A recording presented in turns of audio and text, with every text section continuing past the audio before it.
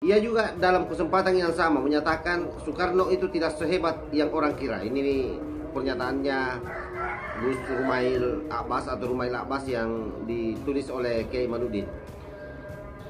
Soekarno itu tidak sehebat yang orang kira. Ia nampak hebat hanya karena dikelilingi oleh orang-orang bodoh yang tidak bisa membaca. Kita melihat orang yang melawan POC itu pahlawan. Tapi bagi orang di masa lalu mungkin berbeda. Ya mungkin neneknya ini yang dia maksud. Jadi boleh jadi neneknya Rumail Abbas ini juga berpihak ke Belanda kala itu. Ketika mendengar ungkapan-ungkapan Rumail itu, penulis bertanya dalam hati, apakah paradigma berpikir seperti itulah yang dimiliki keturunan imigran Yaman hari ini? Atau ia hanya paradigma berpikir kebanyakan imigran Yaman di masa penjajahan, yang sisa-sisa paradigma berpikir itu masih diwarisi diantaranya oleh Rumail?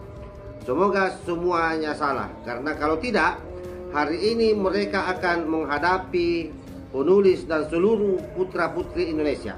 Disinilah logika yang terbalik. Orang-orang imigran yang ada di Indonesia, pikirannya waktu itu ketika Belanda menguasai Indonesia adalah mereka pemilik Indonesia. Padahal mereka adalah orang yang merampas rumah kita dan wajib hukumnya untuk kita usir di dalam rumah kita. Itu yang terjadi. Jadi saya kira terkait soal imigran Yaman ini yang kurang ajar, ini ya yang kurang ajar ya, saya garis bawahi. Rumail Abbas CS ini yang mengatakan bahwa para pejuang bodoh. Saya kira kita tinggal menunggu pihak kepolisian ini untuk menangkap orang ini, apalagi dia melakukan penghinaan terhadap Presiden Soekarno. Engkau ku hargai.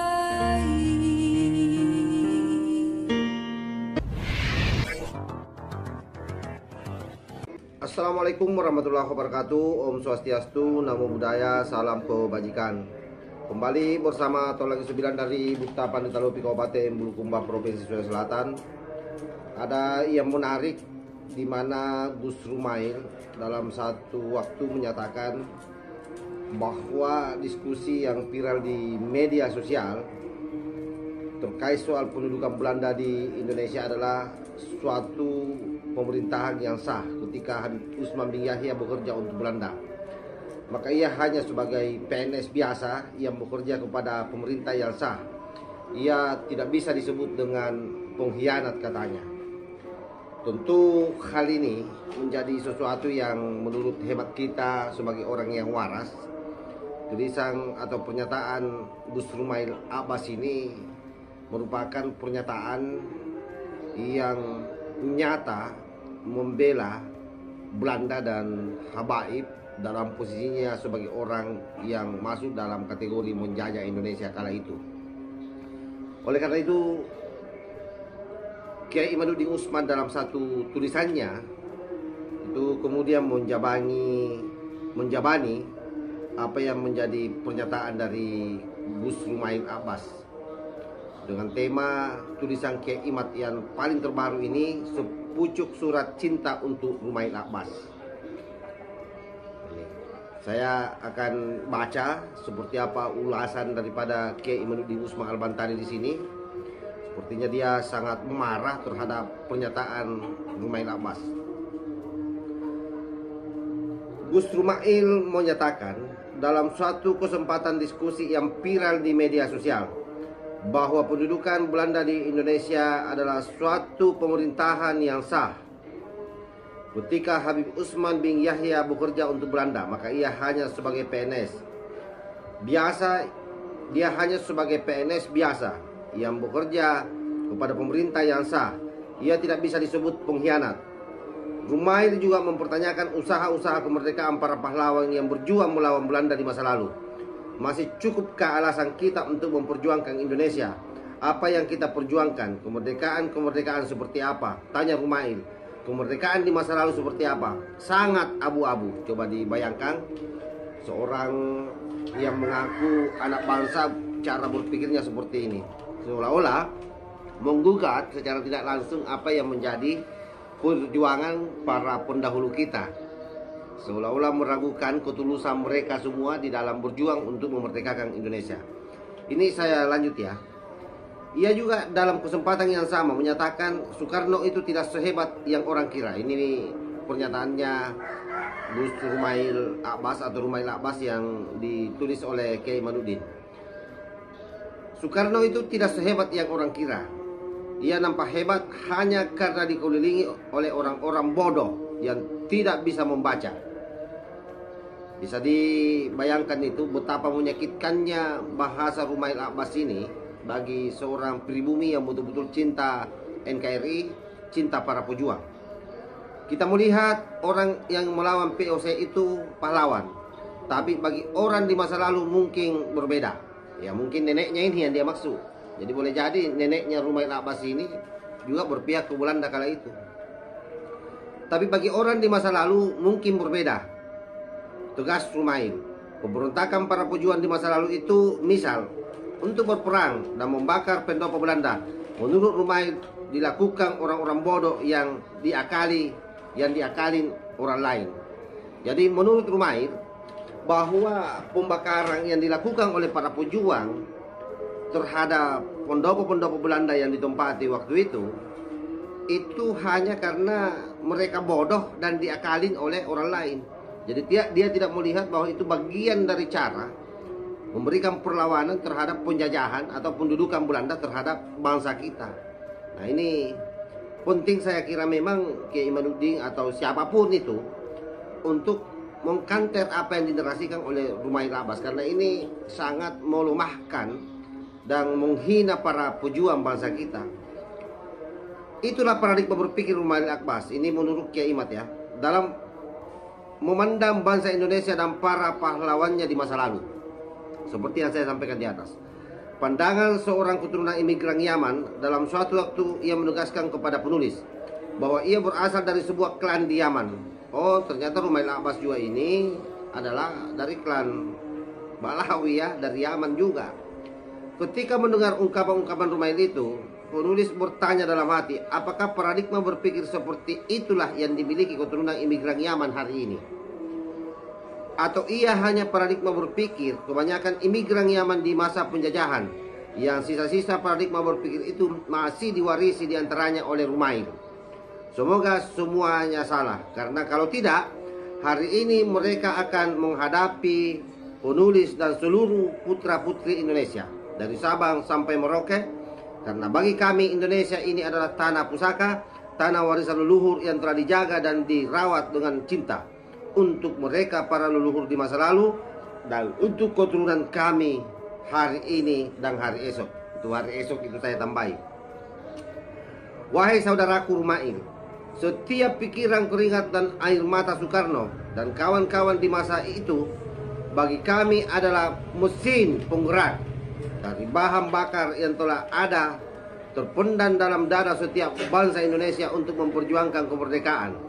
Soekarno bagi kami bukan orang biasa di antara orang-orang yang bodoh. Ia adalah seorang yang ditakdirkan Tuhan untuk merangkai semangat yang telah ada dan menyulam menjadi perjuangan yang nyata sehingga kami bangsa Indonesia lalu merdeka. Kami sukacita, kami bahagia, kami merdeka.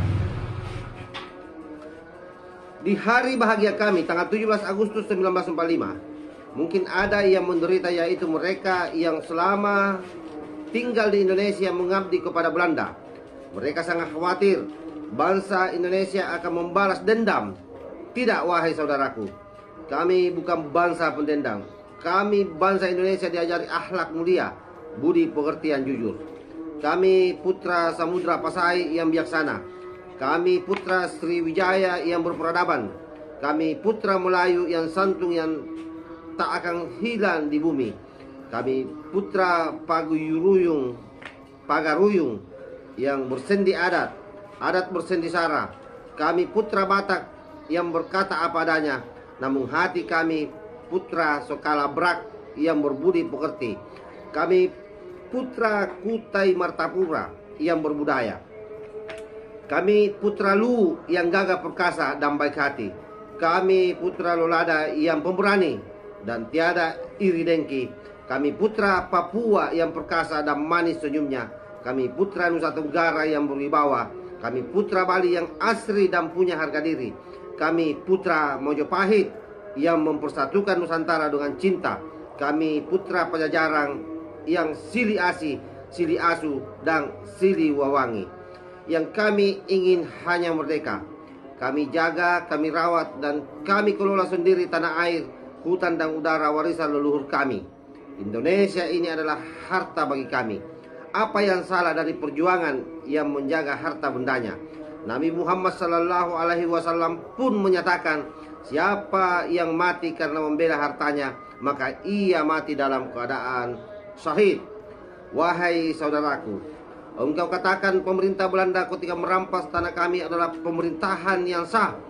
Jika rumahmu dirampas orang lain, lalu ia menguasai rumahmu, apakah ia lalu menjadi pemilik yang sah? Bagi perampas itu dan antek-anteknya mendapat bagian harta dari rumah rampasan itu. Jadi jelaskan bagaimana narasinya Kiai Imaduddin Usman Al-Bantani. Jadi orang-orang bodoh yang ada hari ini yang berpikir bahwa ketika Belanda masuk di Indonesia dulu lalu kemudian melakukan penjajahan, lalu dia dianggap sebagai pemilik republik ini, justru dia adalah orang yang merampas secara paksa negara ini, yang wajib hukumnya memang diperangi. Saya kira jelas itu. Jadi memang Rubaiyat Al-Abbas ini dasar imigran Yaman, ya cara berpikirnya juga mirip-mirip dengan mereka semua. Bahkan sama. Menganggap bahwa apa yang dilakukan oleh orang tua kita dulu dalam memperjuangkan kemerdekaan merampas dari Belanda, itu adalah kebodohan. Bahkan Soekarno pun dia sampai tega mengatakan bahwa Soekarno adalah orang bodoh. Kan luar biasa ini apa yang dilakukan oleh Rubaiyat Al-Abbas ini. Seharusnya ini orang ditangkap ini. Ini sudah menghina kita punya pahlawan sebenarnya. Saya lanjut ya. Pemilik rumah Indonesia ini adalah kami. Wahai saudaraku, kami nyatakan sekeras-kerasnya pernyataan bahwa pemerintahan Belanda dan penjajah lainnya adalah tidak sah, wajib diperangi, wajib diusir, dan semua orang yang membela dan membantu Belanda ketika itu adalah pengkhianat, apapun alasannya.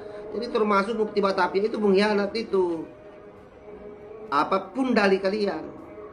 Kenapa? Karena jelas sekali dalam sejarah bahwa imigran Yaman pada tahun 1818-an ya, 1800-an itu didatangkan oleh Belanda masuk di Indonesia untuk membantu Belanda. Bahkan faktanya waktu itu kemudian Habib Usman bin Yahya itu diangkat menjadi mufti di Batavia, yang kemudian mengharamkan apa yang dilakukan oleh rakyat Banten di Cilegon yang viral dalam sejarah geger Cilegon. Artinya apa? Kalian jangan mencoba memutarbalikkan fakta. Jadi wajar saja kalau kemudian Kiai Imad, saya dan semua sahabat-sahabat yang lain itu marah kalau misalnya Anda selalu musik-musik sejarah dan membela keberadaan para penjajah di negeri ini dan menganggap rakyat Indonesia bodoh dalam memperjuangkan bangsanya. Kan memang kalian ini biadab. Oke, saya lanjut.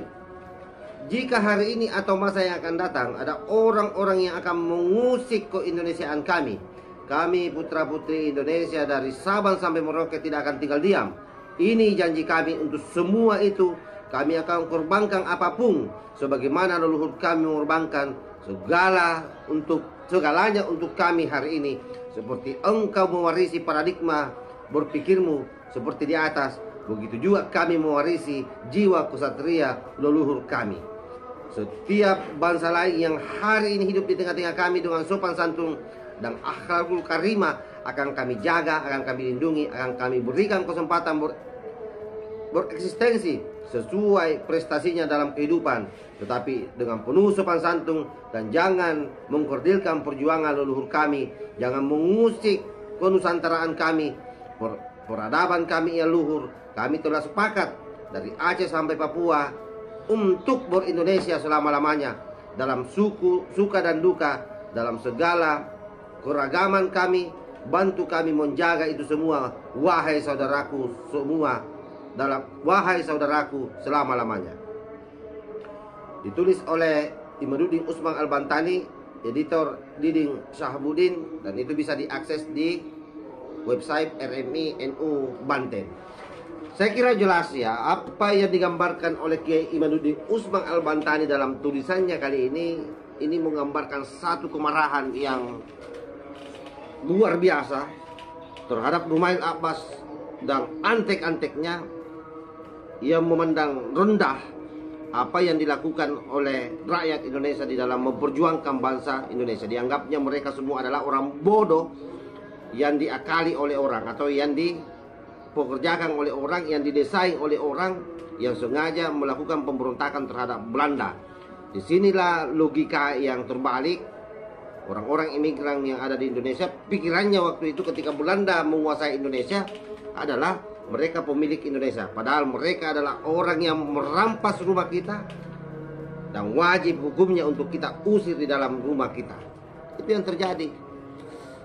Jadi saya kira terkait soal imigran Yaman ini yang kurang ajar, ini ya yang kurang ajar ya, saya garis bawahi.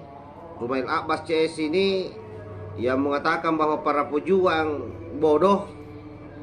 Saya kira kita tinggal menunggu pihak kepolisian ini untuk menangkap orang ini. Apalagi dia melakukan penghinaan terhadap Presiden Soekarno, bapak bangsa, bapak pendiri bangsa ini, yang saya kira semua orang bersepakat bahwa kita hari ini ada pada posisi ini karena perjuangan Soekarno dan kawan-kawannya. Saya kira itu yang saya sampaikan kepada sahabat-sahabat semua. Wallahul muwaffiq ila aqwamit thariq. Wassalamualaikum warahmatullahi wabarakatuh.